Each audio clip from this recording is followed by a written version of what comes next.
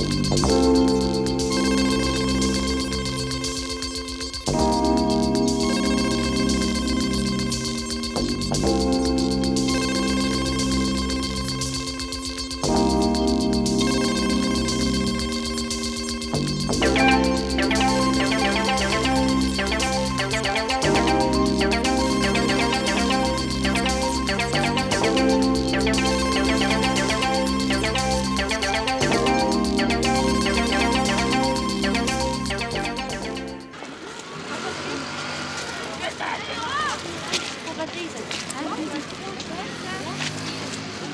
8h30. Chaque matin, 12 570 000 enfants vont à l'école. Certains sont déjà debout depuis longtemps, comme les enfants de monsieur et madame Berlu à Gennevilliers. Il est 6h15. C'est l'heure à laquelle je réveille mes enfants tous les matins. Tu te lèves? Tu te réveilles? Hein? Seigneur, tu te réveilles? Allez, tu peux te lever, hein? Tu te lèves maintenant? Allez, lève-toi. Allez, lève-toi, Sonia. Allez. Je les dépose à l'école à 6h30 et je les récupère le soir à 16h30. Il reste 10 heures en tout dans l'école. Quelquefois même 10h30 quand je fais mes courses en passant.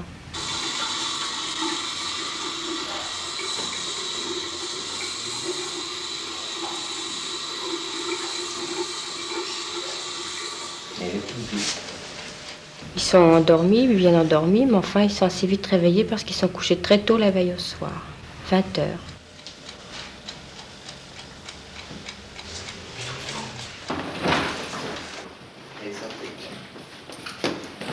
Le soir, ils sont très fatigués. Pour ça, tant qu'ils sont dans l'ambiance de l'école avec les autres copains et tout ça, je crois que c'est plutôt les nerfs qui les tiennent. Et du moment où ils arrivent à la maison, ils sont vraiment fatigués. Après, ils s'endorment. C'est la seule issue possible parce que quand on a 2 enfants, les faire garder, ça vaut pas le coup de travailler. À ce soir. Tu vas à l'école. Et soyez sages. Pas trop vite.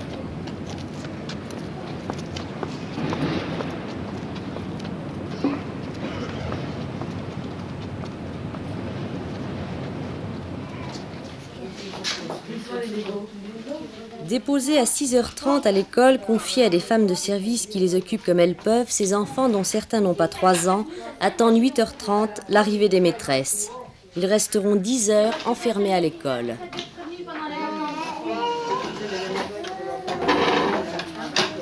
Vous vous mettez là, les petits bonhommes. Venez là, complétez les tâches.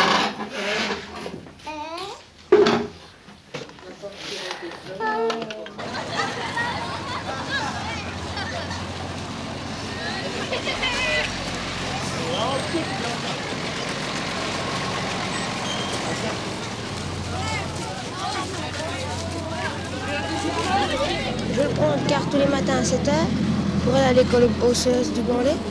Ce qui signifie que tu te lèves à quelle heure tous les matins? 6h15. Ça te semble tôt? Ouais, assez. C'est-à-dire que tu es fatigué le matin? Pas souvent, mais quand je regarde pas la télé, je suis pas fatiguée. Et comment ça se passe ce trajet en car? Vous êtes debout, assis? Ça dépend. Quand on arrive à avoir des places, on est assis. Il y a combien d'enfants à prendre le car, enfin d'élèves à prendre le car tous les jours? Une dizaine.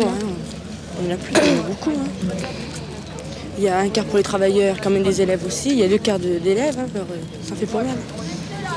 Qu'on est bien dormi, il faut se lever pour l'école.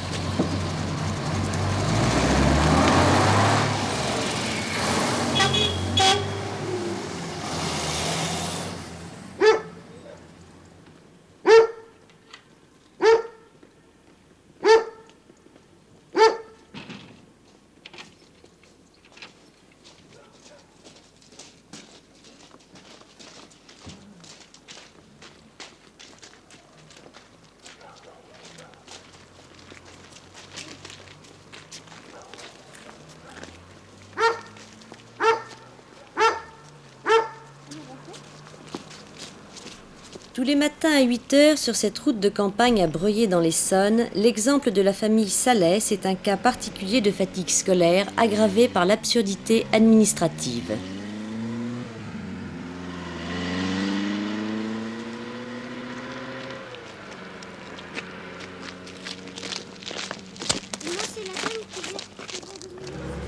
Quelle est la distance entre votre maison et l'école? Environ 2,8 km. Vous les faites tous les matins à pied? Tous les matins. L'aller, le retour, moi qui je reviens à la maison après. Oui, ce qui fait 5 km 600 par jour. À peu près, oui, c'est ça. Et vos enfants aussi? Et oui. Et quel âge a la dernière? Ma fille aura 7 ans au mois de... Enfin, bientôt, le 16 janvier exactement. Oui, et depuis l'âge de 5 ans, elle fait près de 6 km par jour à pied. Et pourquoi s'il n'y a pas de car de ramassage scolaire? Parce qu'il faudrait qu'on habite au moins à 3 km de l'école. Alors, vu qu'on n'est pas à 3 km, on ne peut pas espérer pour le moment avoir un ramassage scolaire.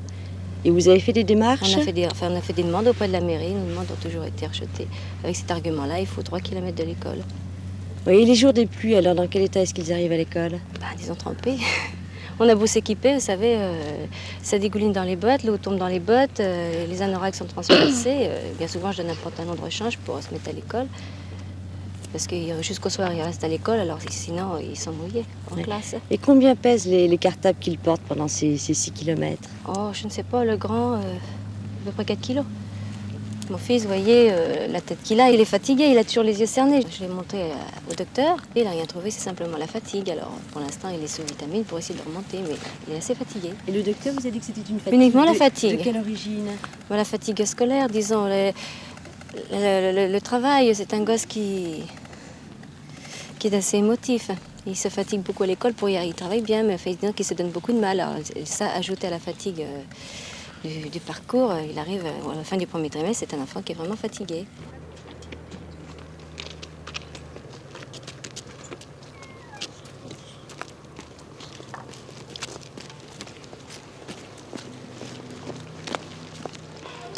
Dans cette maternelle du 19e arrondissement à Paris, il y a 210 enfants, mais la directrice en refuse une dizaine par jour, décidée à appliquer la consigne syndicale, pas plus de 35 élèves par classe.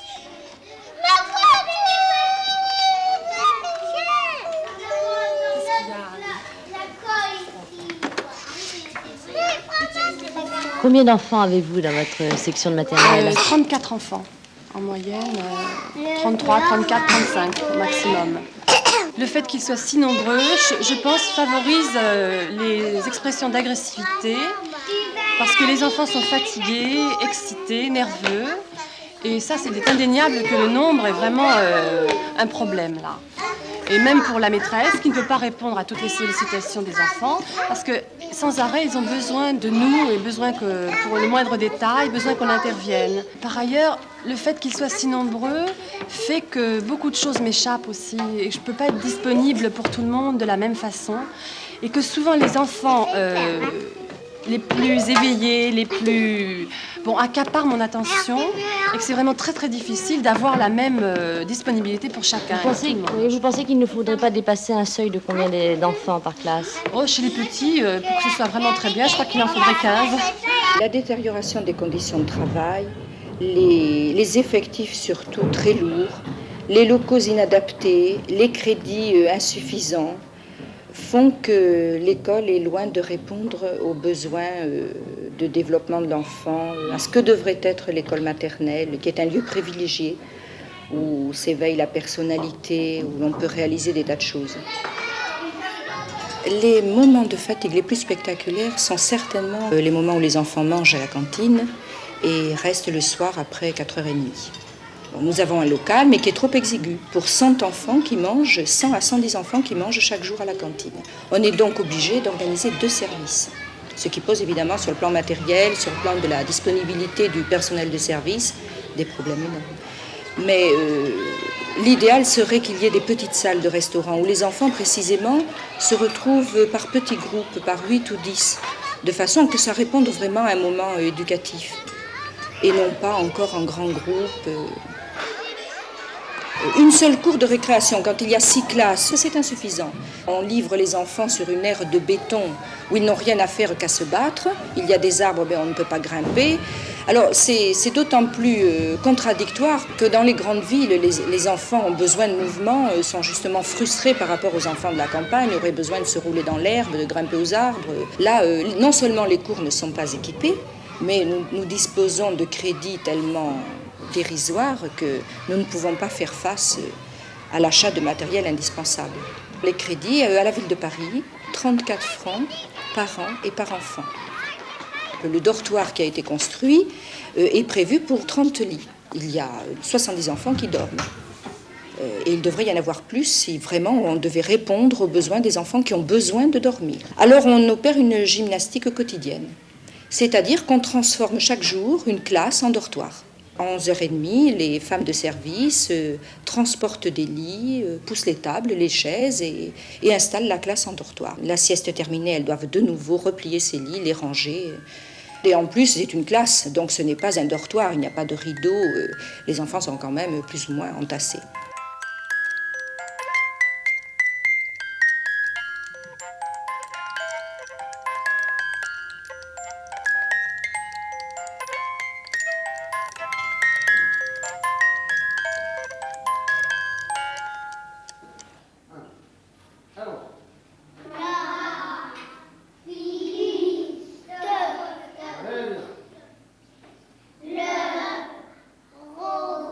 À Asnières, une école primaire comme les autres.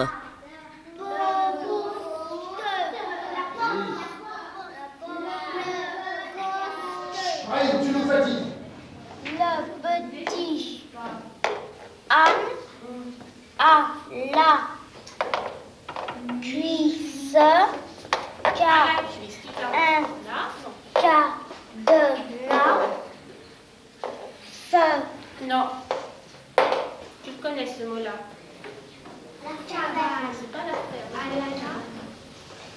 Ferme. Fermé. Oui, mais qu'est-ce qu'il y a écrit à côté de cadenas? Regardez le tableau. Coq. Nathalie. Levez la main. Ferme. Recommence. Ferme.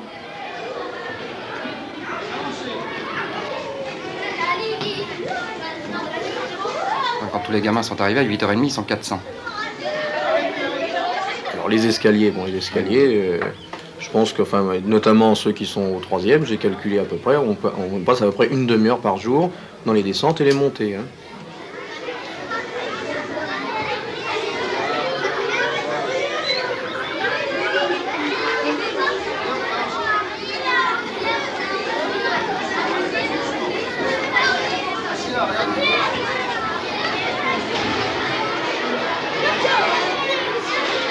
À la récréation de 10h, on descend, on va au WC.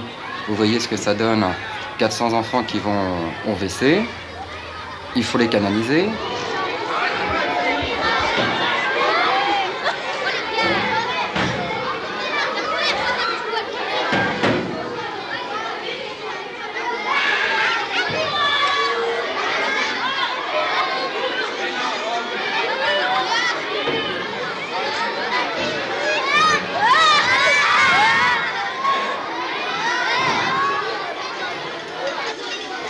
À la cantine, il y a 150 mômes. On essaye toujours de limiter le bruit. On ne peut pas les laisser s'exprimer, on ne peut pas les laisser faire tout ce qu'ils veulent parce qu'on est pris par le nombre puis par la place.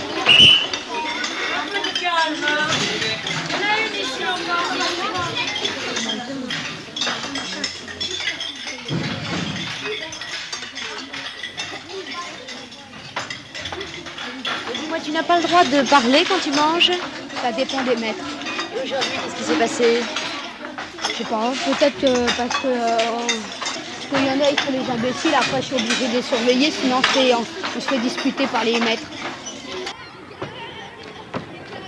On lui interdit de parler. Le môme, quand il sort dans une cour de récréation, la première chose qu'il fait, il fonce au bout de la cour et il crie, il en a besoin.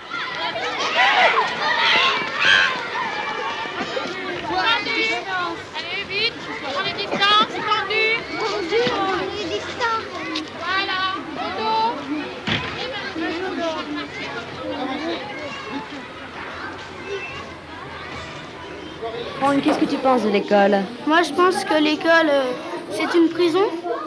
Parce que à la cantine, quand on parle, on va au piquet ou alors on a les mains sur la tête. Et puis quand on baisse les mains, la soupe elle est froide. Et en dehors de la cantine, qu'est-ce que tu penses de l'école? Je trouve que la cour est trop petite, on ne peut pas jouer. Il y a des tout petits et quand on joue au ballon, il y en a qui reçoivent sur la tête. Didier, vous êtes combien dans ta classe? 36 ou 37. Et puis, je trouve que c'est trop parce qu'on s'énerve plus vite. Avant, on était 24 et on avait 2 classes. On est énervé, alors des fois on va au cabinet, mais on fait exprès pour bouger un peu. Et toi, Franck, qu'est-ce que tu aimerais changer? Casser le mur, parce que je trouve la classe trop petite. Et je voudrais qu'on travaille le matin, juste le matin, et que l'après-midi, on fasse que des ateliers. Qu'on fasse des distractions, des jeux, de tout, quoi. On voudrait des espaces verts, mais pour les jeux. Qu'on puisse monter sur les pelouses, alors que là, on n'a pas le droit. Les enseignants sont souvent accusés par les médecins de ne pas respecter le rythme propre à chaque enfant et sont rendus responsables par certains parents des problèmes scolaires de leurs enfants. Ceux que nous avons rencontrés se défendent d'être les seuls responsables de la fatigue à l'école. Il est sans doute vrai que la fatigue scolaire provient de l'école, c'est incontestable. Seulement, ce qu'il faut bien voir, c'est que les enseignants ont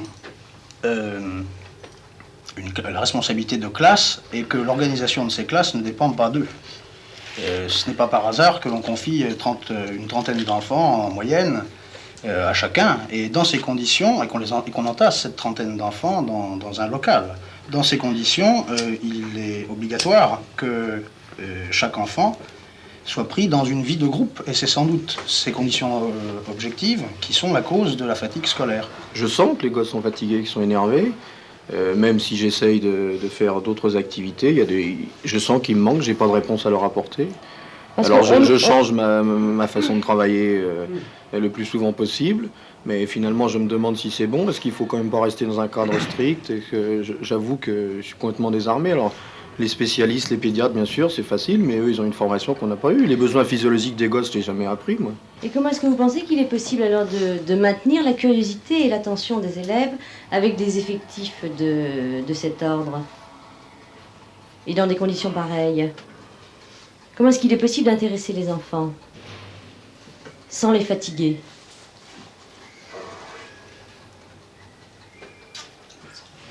Le problème, ce n'est pas d'arriver à intéresser les enfants. C'est ça, il est toujours possible d'intéresser les enfants. Le grand problème, c'est d'arriver à intéresser tous les enfants à la fois. On n'a ni le temps, ni la disponibilité de vaincre tous les handicaps individuels de tous les enfants. Ça, ce n'est pas possible. C'est d'ailleurs pas pour rien que près d'un enfant sur 2 est retardé au moins 1 an de retard à la sortie de l'école élémentaire. C'est bien parce que les enseignants n'ont pas pu s'attacher et réussir à vaincre les difficultés de chacun. Mais vous n'allez pas jusqu'à dire que l'école est un foyer de déséquilibre physique, par exemple, et de fatigue nerveuse. On ne peut pas dire que le milieu scolaire, tel qu'il est actuellement, soit un milieu naturel. N'étant pas un milieu naturel, il est générateur de fatigue. Certains parents, conscients des difficultés scolaires de leurs enfants liées au système en vigueur, se réunissent pour trouver des solutions. À Fontenay-le-Fleury, dans les Yvelines, ils racontent l'école à travers leurs enfants. Dès la rentrée en CP, ma petite fille avait donc 6 ans. Au bout de 15 jours, elle a commencé à me dire « Tu sais maman, je suis bête, je comprends rien ».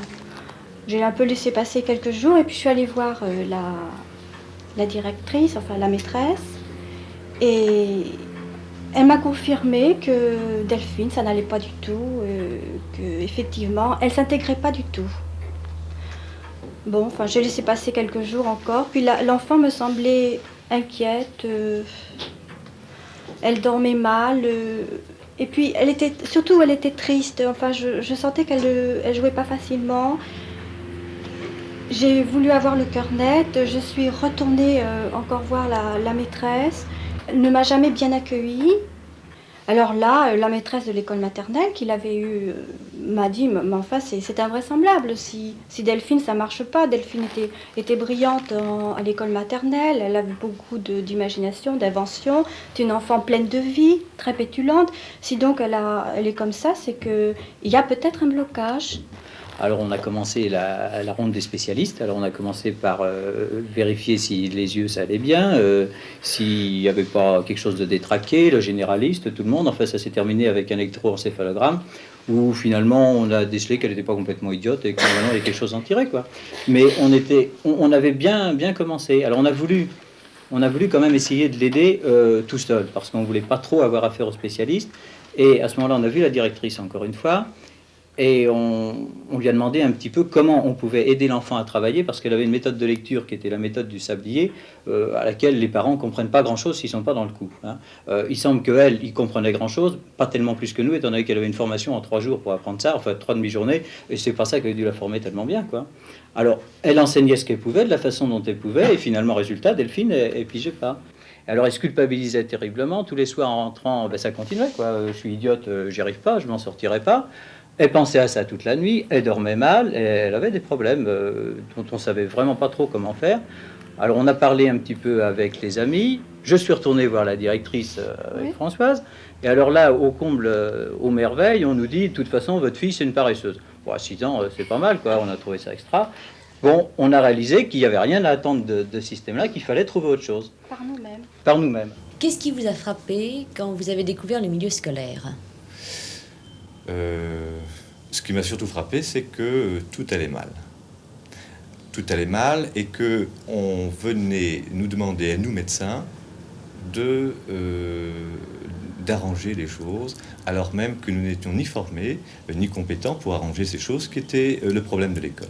On nous tenait ce raisonnement, est-ce que cet enfant, ou est-ce que d'une façon générale, les enfants n'étaient pas soit inintelligents, soit paresseux, et alors on se posait d'abord ces 2 questions, puis on venait nous voir en nous disant, est-ce qu'il n'est pas malade?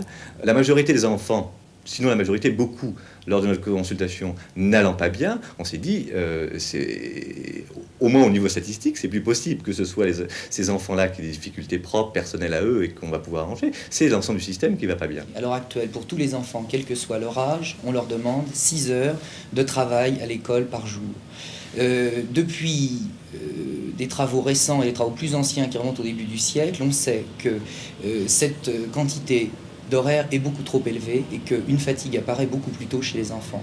Pour les enfants de 6 ans, la fatigue apparaît en général au bout de 2 ou 3 heures de travail et qu'on ne peut pas aller au-delà. Pour les enfants de 11-12 ans, le maximum qu'on puisse proposer est 5 heures de travail par jour. Ça, c'est le premier problème, c'est le problème de la quantité globale de travail. Je crois qu'ensuite, il y a un autre problème qui se pose, c'est celui du rythme des activités dans une journée et de la capacité d'attention des enfants. Certains enfants ont une capacité d'attention, de concentration qui est très faible, qui est de 10 minutes, voire 5 minutes pour certains enfants. Et que donc, il est important que les enseignants soient attentifs à la fatigue des enfants, à leur lassitude, et qu'il y ait une alternance de travail et d'activités, de détente, de loisirs ou de jeux dans une demi-journée d'école. Et que donc on n'attende pas l'horaire traditionnel de la récréation pour que tous les enfants aillent s'amuser, mais qu'on sache arrêter les activités avant et proposer autre chose. Ça, c'est donc la diversification des activités qui me paraît fondamentale. Enfin, il y a un troisième point qui est extrêmement grave et important, c'est qu'à l'heure actuelle, on ne tient pas compte de la différence de maturité des enfants. On demande à certains enfants qui sont absolument pas prêts, absolument pas mûrs, par exemple, de commencer à apprendre la lecture et l'écriture. C'est les mettre en échec à peu près à coup sûr.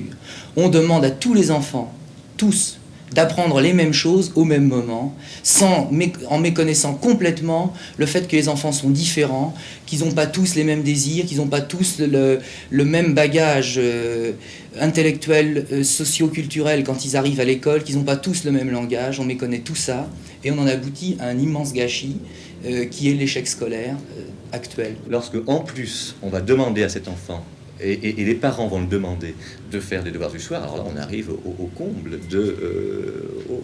de l'irréflexion. Il faut dire que officiellement les devoirs le soir sont interdits, mais dans la pratique, très insidieusement, il est quand même proposé un devoir aux enfants. Oui, et ce qui fait que, à l'heure actuelle, les parents n'osent pas dire à leurs enfants mais laisse donc tomber tes devoirs. Au contraire, ils sentent que si leur enfant ne le rend pas alors que les petits copains le rendent, ils ont l'impression qu'il va prendre du retard par rapport aux autres, qui fait qu'un enfant qui serait déjà fatigué de sa journée d'école, qui rentre, qui voudrait s'amuser ou passer un bon moment avec ses parents, se voit encore contraint de faire des devoirs et qui plus est souvent de développer un conflit à ce propos avec ses parents. Comme les parents sont floués dès le départ et qui pensent qu'une chose c'est que son enfant réussit, c'est mieux qu'eux, eh bien la sauce continue et monte sans que... et c'est l'enfant qui en fait les frais.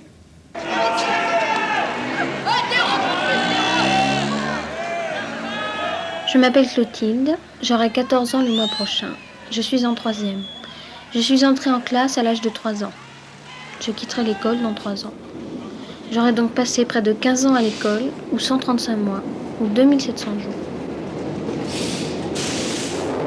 Actuellement, je vais au lycée 30 heures par semaine. Je passe en moyenne 2 heures tous les soirs pour mes devoirs et mes leçons. Pour me rendre au lycée et rentrer le soir chez moi, je passe 1 heure dans le métro. Comment est-ce que tu te sens après une journée de classe? Là, aujourd'hui, par exemple, complètement crevée. Et pourquoi? Non, pas tellement crevée, énervée surtout. Oui.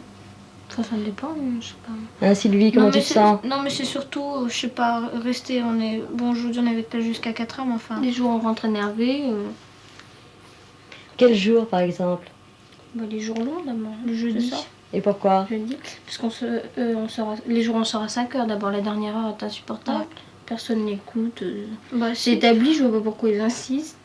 Et quelle ambiance il y a dans la classe à ce moment-là? C'est tendu. Même le prof. Puis alors en sortant, on se défoule. Voilà, alors ce soir, on était dû. Ce soir, quand on sort, on se défoule. On en a marre. On veut... Vous avez le sentiment d'avoir des journées de travail aussi remplies que celles des adultes?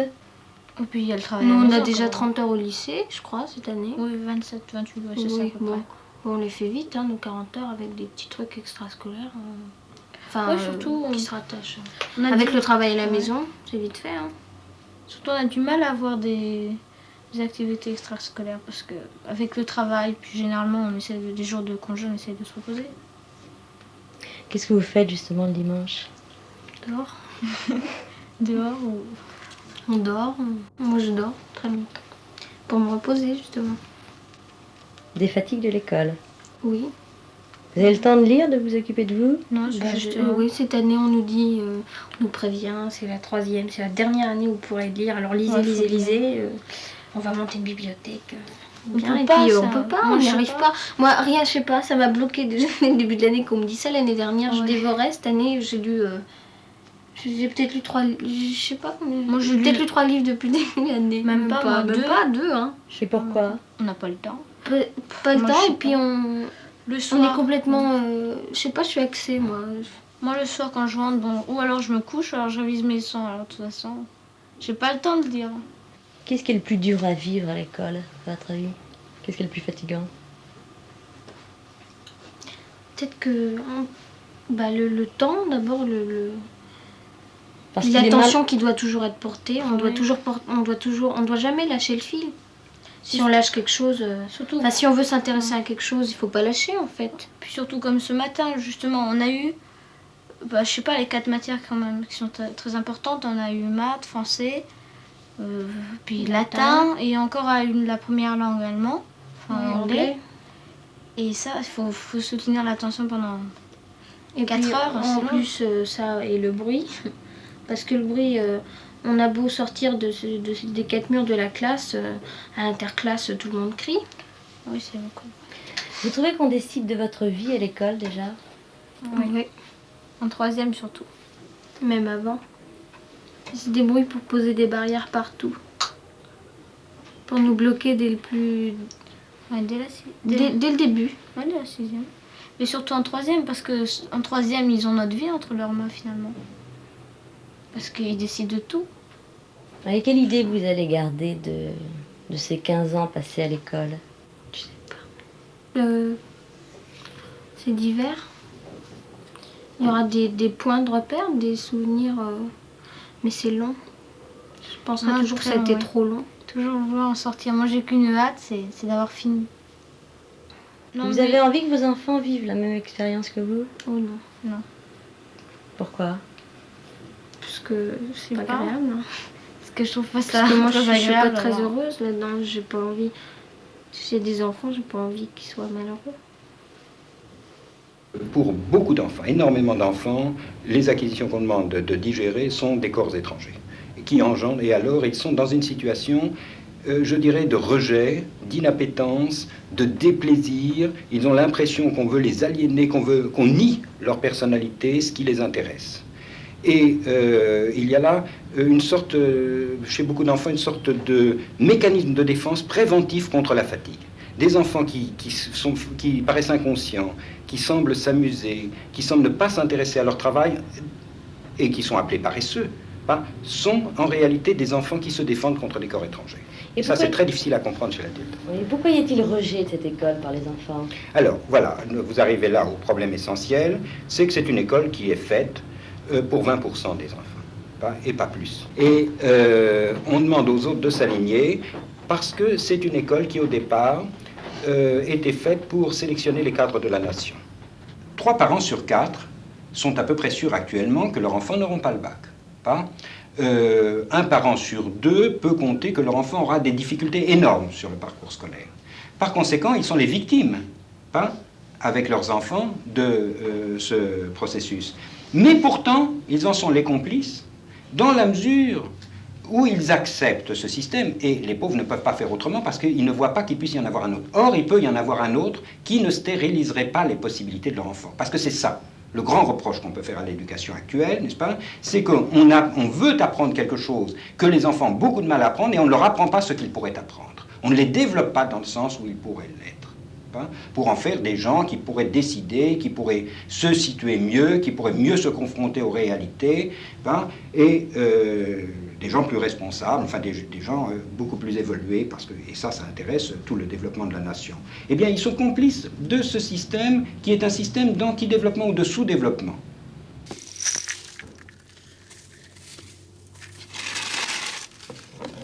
En réaction contre le système scolaire traditionnel public ou privé, des écoles nouvelles se sont créées un peu partout en France. Financées et organisées par les parents, ces écoles conduisent jusqu'à l'entrée en 6e. Celle de Terving, près de Villefranche-sur-Saône, accueille 50 enfants. Les salaires des 3 enseignants sont pris en charge par le ministère de l'Éducation. Ça vient de la Bible. 4. Tu m'as dit 1, 4, 5.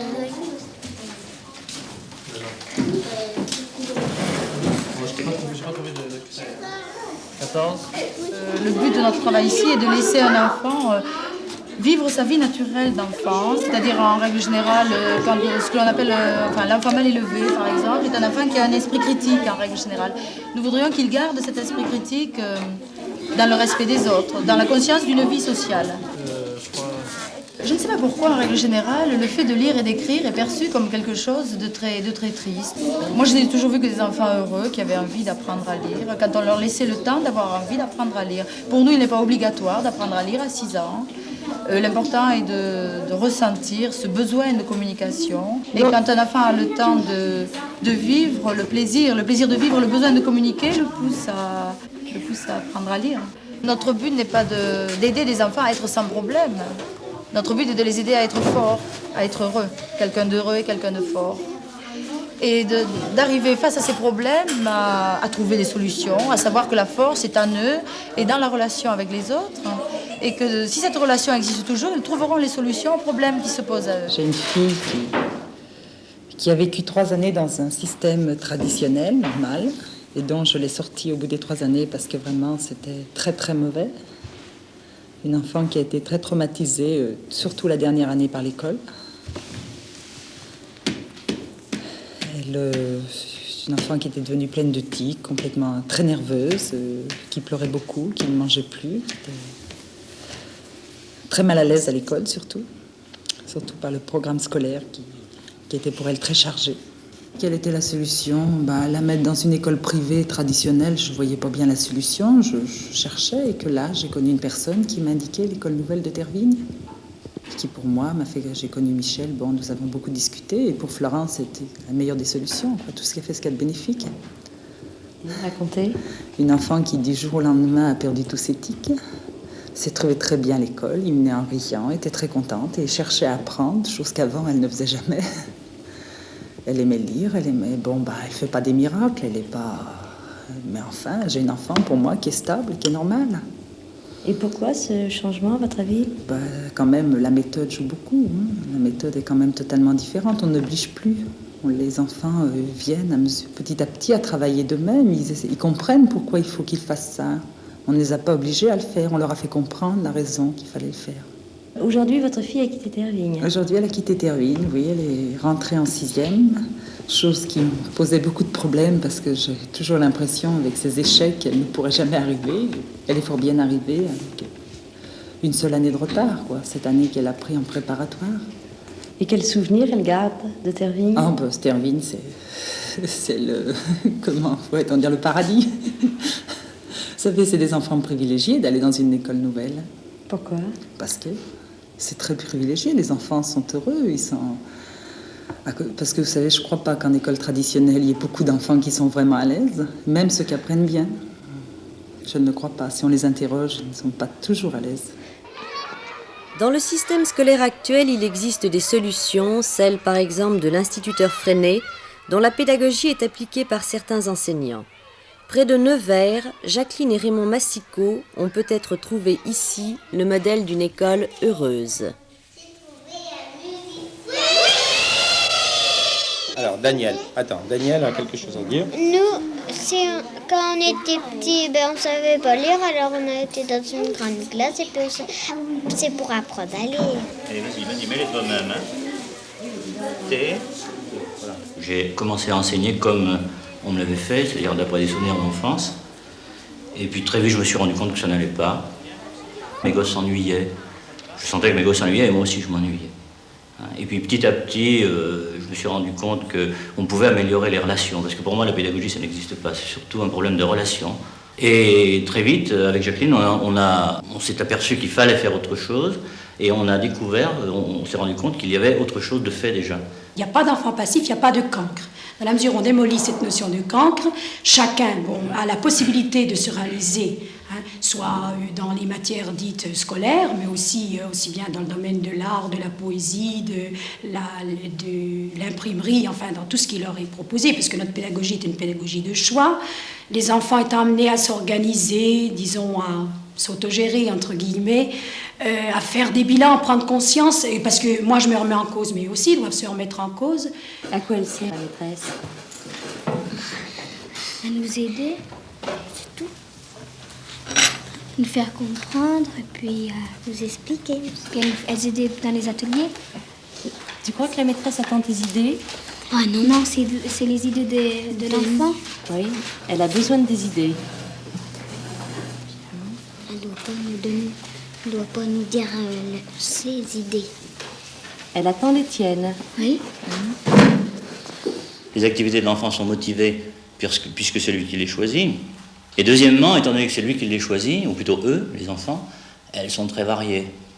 Et il est bien certain que l'enfant qui va passer une demi-heure à faire une recherche de maths va se fatiguer, c'est sûr, mais il sait qu'après cette demi-heure de recherche en maths, il va faire une peinture, ou il va faire une marionnette, ou il va faire du théâtre libre avec son camarade. Moi j'aime bien l'école parce qu'on est libre, on peut faire ce qu'on veut, tout ça. C'est-à-dire? Quand on veut faire de l'atelier, on fait de l'atelier, des mathématiques, on fait des mathématiques. Moi je suis du même avis que Marie-Thérèse. Bon, et qu'est-ce que tu préfères choisir, toi? Moi c'est les ateliers, parce qu'on est libre de faire les ateliers que l'on veut. Chacun sait qu'il vient à l'école pour apprendre, mais aussi pour vivre avec les autres, et moi j'insiste là-dessus. C'est uniquement un problème de relation. Alors oui, je crois qu'on est tous bien quoi, en classe. Surtout maintenant, ces derniers jours du trimestre, on est fatigués, les gosses sont fatigués, nous aussi peut-être, mais c'est une fatigue qui est bonne, qui est saine. Et ça, je pense que, dans la pédagogie traditionnelle, on ne l'obtiendra pas. C'est-à-dire? Je pense que si l'enfant est assis à une table toute toute la journée à écouter quelqu'un qui déverse son savoir, il sera fatigué, mais ce ne sera pas une fatigue saine, ce sera une fatigue malsaine, à mon avis.